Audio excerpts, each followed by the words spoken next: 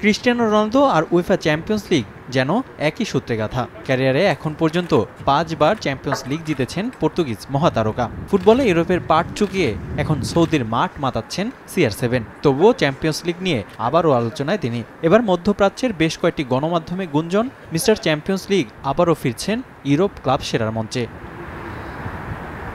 চলতি মৌসুমে রোমাকে হারিয়ে টানা 49 ম্যাচ অপরাজিত থেকে ইউরোপা লিগের ফাইনালে সাভি আলোনসোর দল। বায়ার্ন মিউনিখের 11 বছরের রাজত্বের অবসান ঘটিয়ে বুন্দেসলিগার শিরোপাও জিতেছে লেভারকুসেন। দলের এমন সাফল্য ছাপিয়ে নতুন করে আলোচনায় তারা।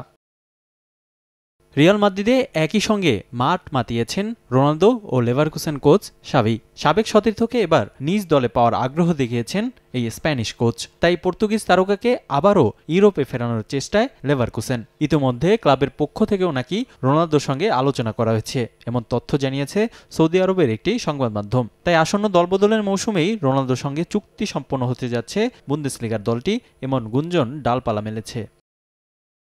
এলো বেক্সিমকো বন্ড 15% মুনাফায় সর্বোচ্চ হারে সবার উপরে।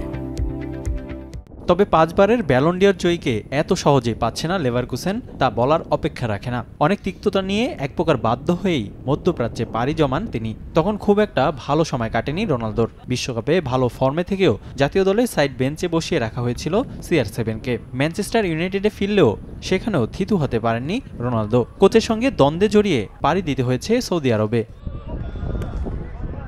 ইউরোপ মাতিয়ে এখন সৌদি প্রো লিগেও দুর্দান্ত পারফরমেন্স করে দলকে জয় এনে দিচ্ছেন CR7। করছেন একের পর এক হ্যাটট্রিকও।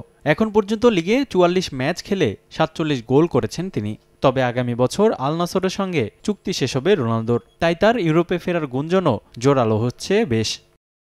তবে রোনালদো ইউরোপে ফিরবেন কিনা তা এখনও অনিশ্চিত। CR7 যেভাবে সৌদি প্রো লিগের মান নিয়ে প্রচার চালাচ্ছে, তাতে খুব সহজেই পর্তুগিজ তারকাকে পাওয়া যাবে না তা বলাই যায়। তবে যদি 5 বারের ব্যালন ডি'অর জয়ী তারকাকে আবারও ইউরোপে ফেরাতে পারে লেভারকুসেন, তাহলে তা হবে দলবদলের মৌসুমে বিগ সাইনিং।